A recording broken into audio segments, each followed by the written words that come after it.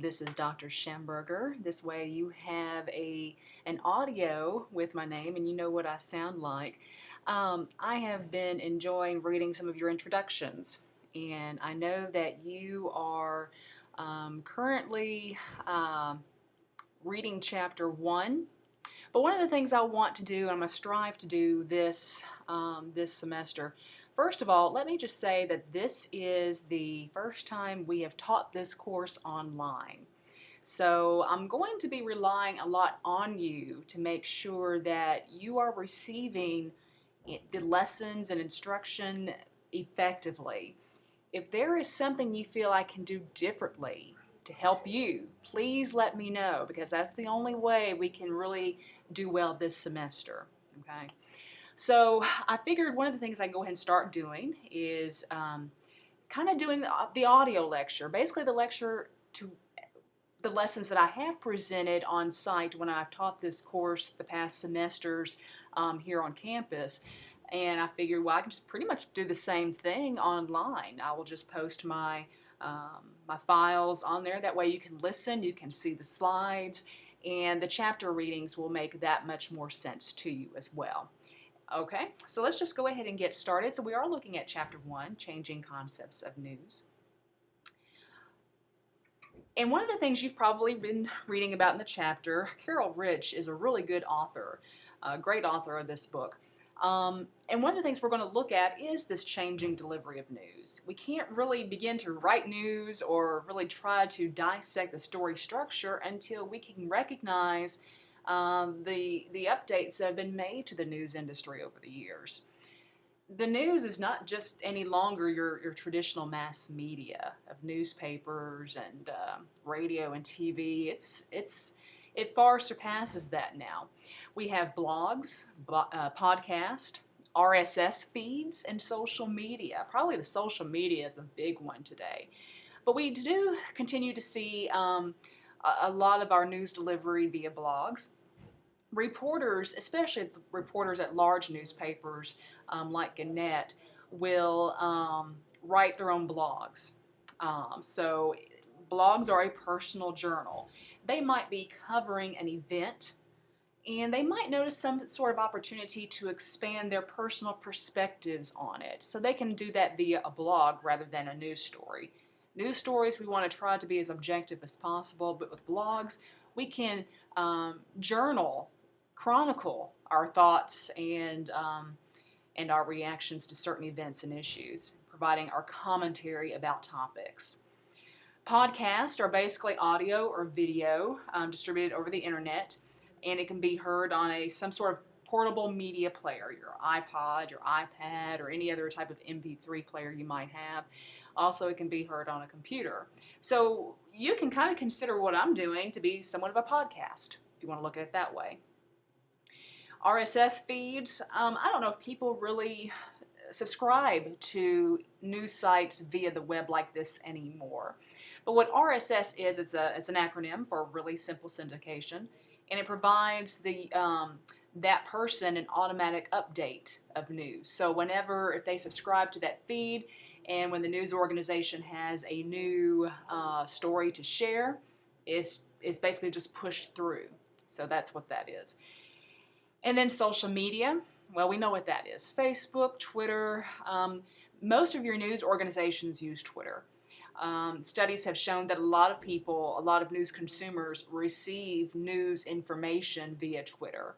If they want something specifically for their community, they might turn to Facebook.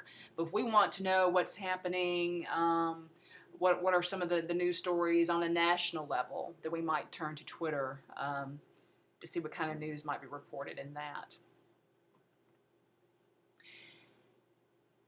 Media has changed over the years, largely also because it's not just technology that has forced us to change. It is also some of these opportunities, partnerships. We're seeing newspapers and TV stations beginning to work together. They are collaborating a lot of times on the same story. We see this more in the same market. Nashville is a good example, Nashville and Clarksville. The Leaf Chronicle in Clarksville, Tennessee, has a partnership with, I believe it's Channel 4, WSMV Channel 4 News in Nashville. So they share content together. Gannett, again, is one of those news organizations that is trying to establish a lot of these collaborations. Paywalls is kind of a bad word for newspapers and news consumers. I bet you have searched for news articles before and you click on it and then you only get a partial news story. And then there might be some sort of block or link at the end in which it might say if you want to see the full article, you need to subscribe or you need to pay for this article or something like that. Paywalls to me are late in the game in the newspaper industry. When newspapers started realizing the power of the website, they at first were just throwing all of their content online. They realized that really content's the premium. So they were losing money that way because people were stopping their paid subscriptions, paper subscriptions. And they were realizing if I can get this news story for free on the web, there's no point in having a tangible newspaper anymore. So the newspapers realized their mistake, and then boom, we have the paywalls. Haven't really seen much in trade literature as to whether paywalls are helping news organizations to sustain themselves, but some newspapers are finding some success. The New York Times is one of those.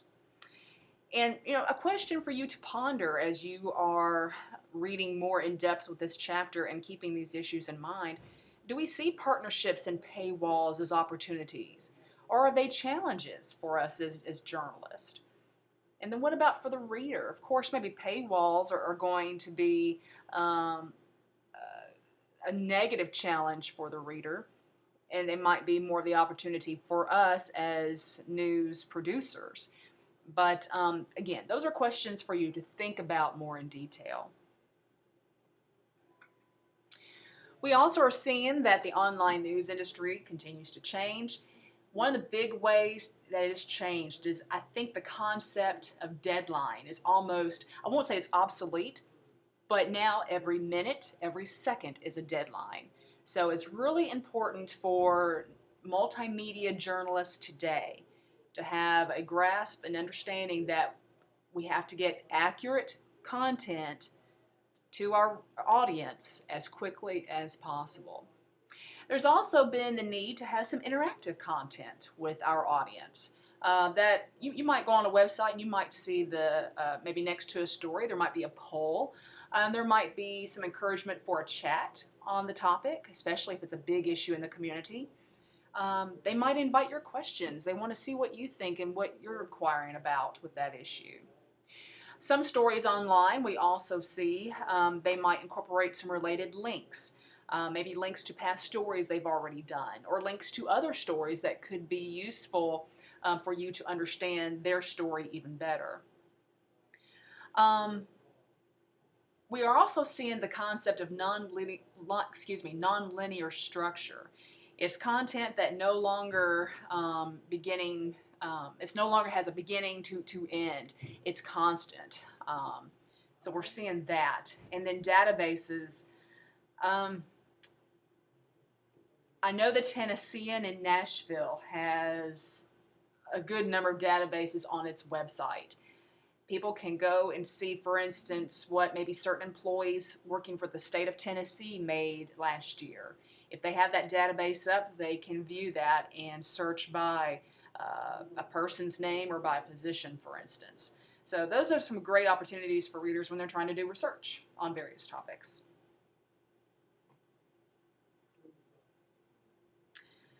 The book talks about the coaching method. This is something that I tend to try to practice in our lessons, and we will work more with these steps later on. But just know that really to begin writing a news story, you've got to have an idea. And it's not just an idea you come up with your own. It could be an idea as you're covering a meeting. What is the main idea I need to get out to my audience? What do they need to know first? If they can only read 2 sentences, what 2 sentences do I need to push out there for them to know? That's what we mean by conceiving the idea. Collecting That's just basically we're getting all the information through interviews, through research, etc. I have here in red this statement. When we will begin later in the semester to work on some news stories, in which you will be trying to find a news story on your own, you need to not rely on just one source. If we only have one source for a story, that story becomes biased. Okay, so we always want several points of view in our stories.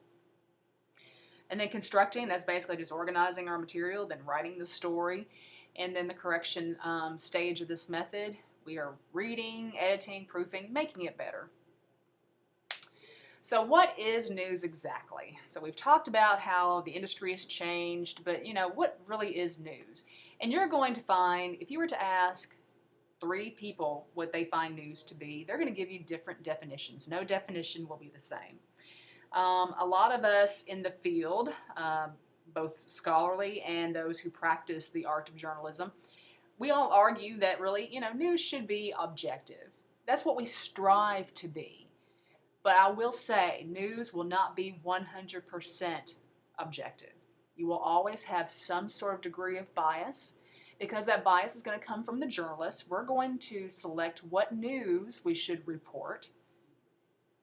And likewise, we act as gatekeepers as a result of that. So we do control some of the news in a lot of ways, thus changing the landscape and the definition of what news is. Even our sources can act as gatekeepers. I can go interview somebody, but they're going to tell me what is either maybe going to make them look good or what they feel like people should know. They may not give them the entire truth. So, again, we're not always going to be purely objective. Now, this statement in green, to me, this is a definition. I don't think I didn't favor the definition in the textbook. So this is a definition I put together. I like it. And I think this is the way that I really encourage students to know. Okay. So news is the report and content, information that meet any of the criteria of newsworthiness. And we're going to talk about the criteria of newsworthiness in just a moment. There are several of them. But it doesn't become news unless somebody receives it. So therefore, you've got to disseminate it to an audience. Okay? So news is the report and content that meet any of the criteria of newsworthiness and disseminated to an audience. All right? So if somebody were to ask you what news is, I think this is a good definition. It's a good working definition. That way, anybody else who has a different definition, I think it can meet what we have in ours. The book mentions a few criteria of news, and there are others that it doesn't mention, and I've pulled these from other sources. And there's probably even more out there that has not made this list. So criteria of news. For news to be news, it's got to have an audience. Again, news is not news unless it's received by somebody. News is timely. News can have an impact. News can carry some sort of prominence, or even, news becomes news when it has a celebrity involved. Conflict, proximity, uniqueness or unusual nature, human interest, helpfulness, issues or problems, trends, science or progress, and entertainment. Like I said, there are probably other criteria, but these are the most dominant in textbooks as well as other literature about news and journalism. So we're going to look at each one just really quickly. So audience. To me, audience is the foremost criterion because, like I said, news isn't news unless it hits an audience.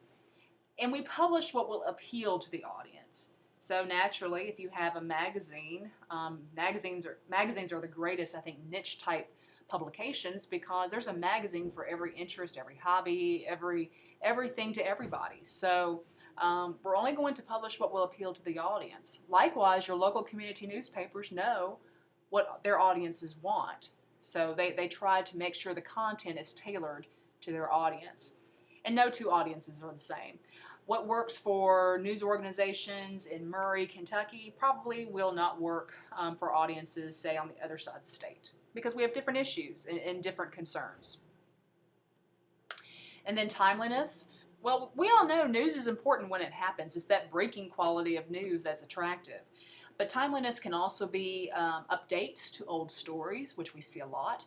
Timeliness is the big news value for a lot of our digital and electronic media, websites, social media, all of that. We have the ability to now to really push news quicker than ever. And then you have impact. We're talking about the magnitude of the event or action and its effect on individuals. How is it going to affect our readers? For instance, if we are covering a city council meeting, and let's say they pass a budget that's going to call for property tax raises. Oh boy, how's that going to affect somebody who has a home? How much more in taxes will a homeowner will have to pay? So you can give examples that way. When you do that, you're showing impact.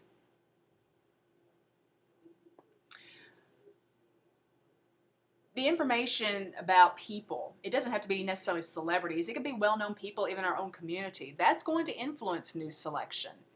So that's why prominence is a high news value.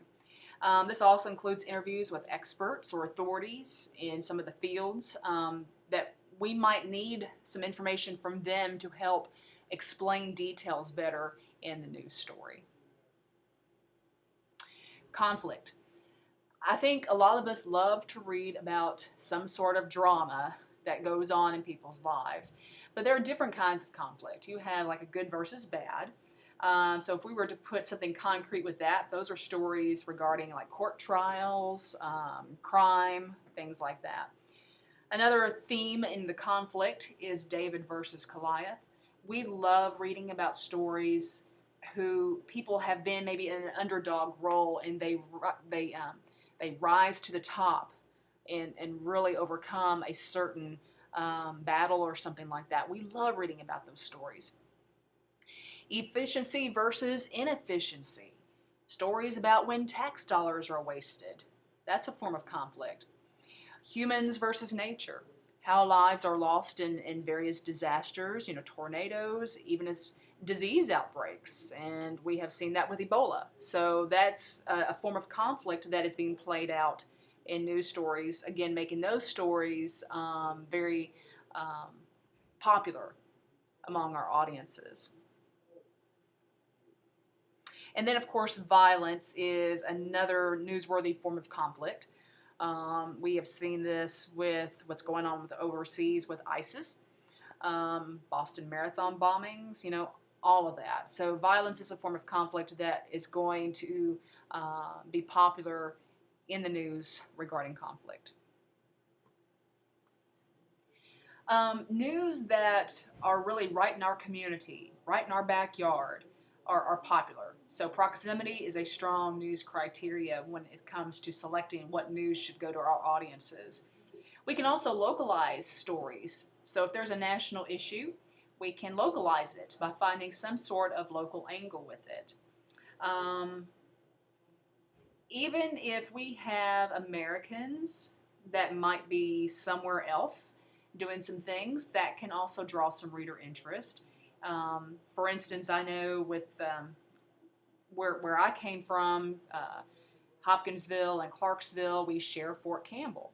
And anytime we had soldiers, of course, being deployed because of something going on in the world, and that would make a good news story because of the proximity. That issue is close to home with us because it's involving our troops.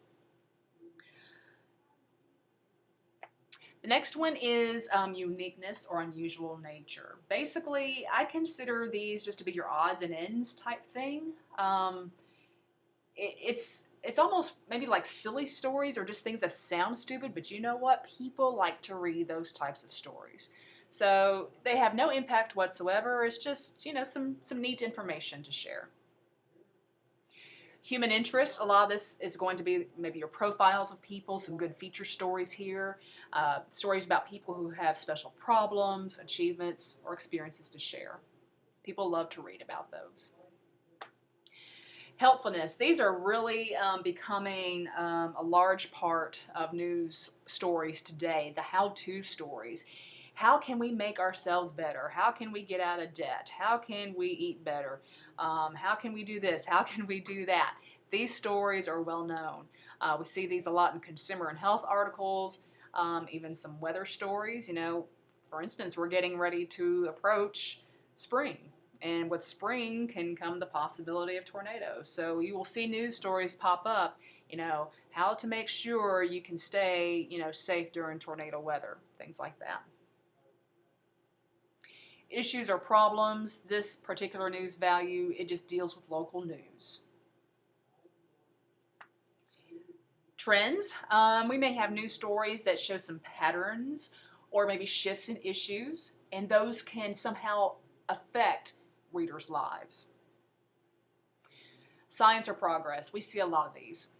These are stories about any type of technology, new technology. So whenever Apple comes out with a new product, it's a story.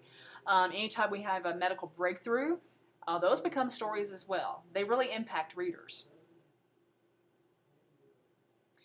Entertainment stories are probably the top of the list for most people. This is what people like to read about. They love to read about sports, lifestyle sections, just anything maybe amusing to make them feel good. So these are some slides. If I were to, I'll just give you a few moments and you can just kind of think for yourself. So let's just kind of test it. Like what value is this, do you think? 98 alligators were found in the bedroom of a man who lives in Omaha, Nebraska. I would think it would fall along the lines, and of course, news stories can have more than one value. But to me, this is just one of those odd type of news stories, so there is some sort of uniqueness to it, unusual nature. The Campus Security Office has released crime statistics for the first 6 months of the semester. Well, that's going to have some proximity, especially if it's Murray State. Because it does involve crime, it might show some little conflict. Maybe there's a particular crime that has been more prevalent than others, so we can demonstrate that in our news stories. Timeliness also. They have just released this report, so we need to be able to examine it quickly. Relatively inexpensive medical treatment, such as increasing supply of cheap vaccines and antibiotics, could help save more than half of the 3 million infants who die each year, a new study has found. A couple of values come to mind for me. Of course, the timeliness, it's a new study. And then the one we just finished up with not too long ago, the science or progress. Residents in your community disagree with plans to change school boundaries, forcing nearly 500 of 7,000 children to change schools next year. Members of the public will express their viewpoints at a public hearing tonight. Proximity is the big value here. Timeliness as well. Conflict, even. Okay. Your chapter also discusses the differences between hard news and soft news. Basically, hard news is going to be more of your timely stories. The crime, fires, meetings, court trials, all of that. A lot of that's going to be hard because it's just basically an account of what happened. Just what happened, why it happened, and how readers will be affected. So these stories have some sort of immediacy. Your soft news, we often call these feature stories. They do impact and affect readers' lives, but not necessarily in an urgent or immediate way. These stories entertain or inform us, so they have some sort of emphasis on human interest and novelty.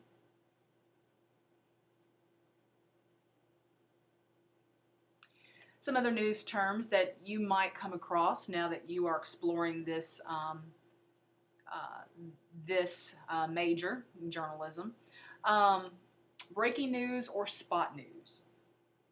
So when we say, or when you might see on the TV where it says breaking news, basically it occurs right then and there. It's some sort of event that occurs the same day or the day before publication, and it gives up to the minute coverage. And we generally consider breaking news or spot news to be hard news. You also have some enterprise news. These stories often take time to develop, and they're very original stories. They're not stories as a result of something happening that needs to be reported. These are stories in which the reporters and editors have had ideas. They want to investigate. They want to really dive into some of the information and do their own research. So they will produce enterprise news. Investigative reporting. This is basically done on when we're trying to find some information on a bureaucratic level. So where we're doing reports of governments and organizations. A main bar is basically the main story. And we usually your main bar is going to be a hard news story. And a sidebar could be a secondary story. So a main bar, for instance, let's use the recent example of the plane crash that occurred. It was a single-engine plane that took off from Florida and crashed, I believe it was in Lyon County. You had a family on board. So there were 5 people, 4 of them died, and you had a 7-year-old that lived. So the main bar could be, basically just about the plane crashed, it killed 4, you have all those main details. Your sidebar story, there could be a couple of those. It could feature the gentleman whom the girl knocked on the door, so who lived there, and he was able to help her. The secondary story also could be on the girl. See what kind of information we can find about her. What do we know about her? Things like that. These sidebar stories are often packaged with the main bar. So if you were to look at a newspaper, you might see some of those stories put together that way.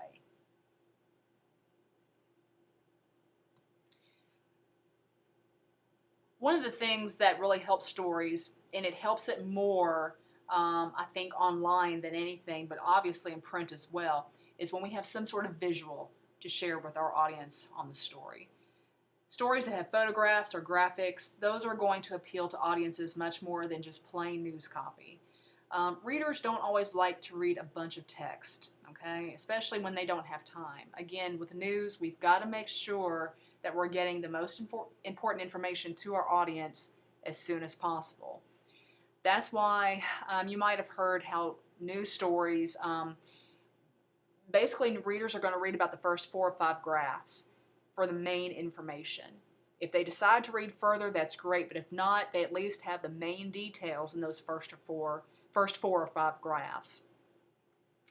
And also, if you were to pick up a newspaper, you might find that your eye is going to move to the photo first. So that is basically where that story is going, that's the first story going to be read, is the one with the photo. So whenever you are a reporter, okay, so you always need to think visually.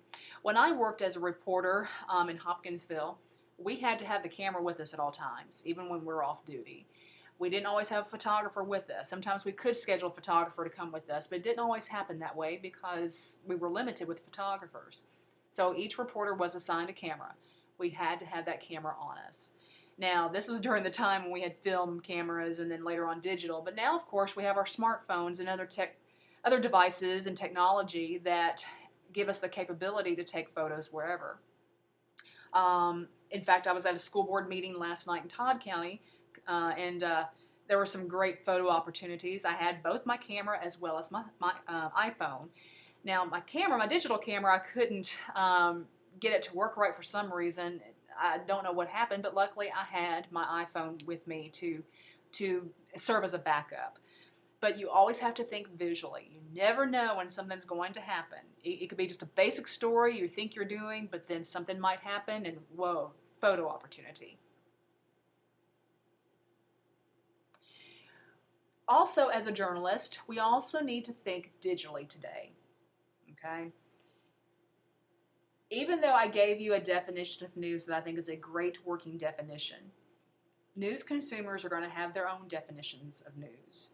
And largely that is due to the fact of technology, websites, the social media, okay? So we are thinking digitally all the time.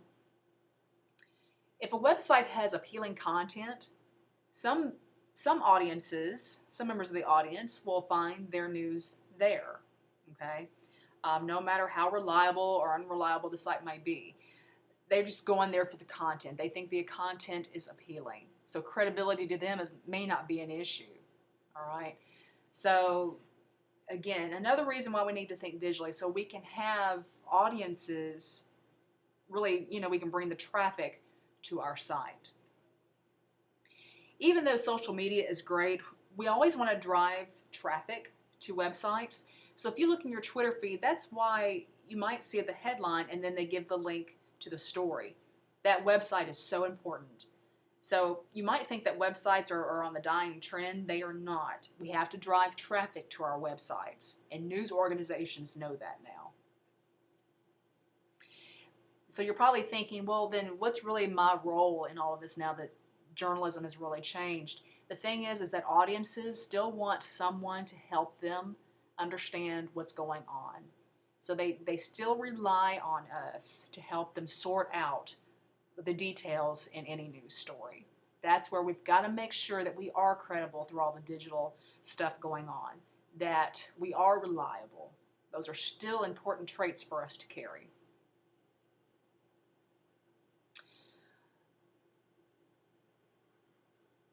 These are just some exercises you might want to do on your own. I might do these also for a discussion board assignment, so you might see these again. But just real quickly, you can brainstorm 3 story topics or ideas that you normally read or would want to read about in a print newspaper or magazine. And then taking those stories and then think about how each of those could be similar or different if it were online. Okay?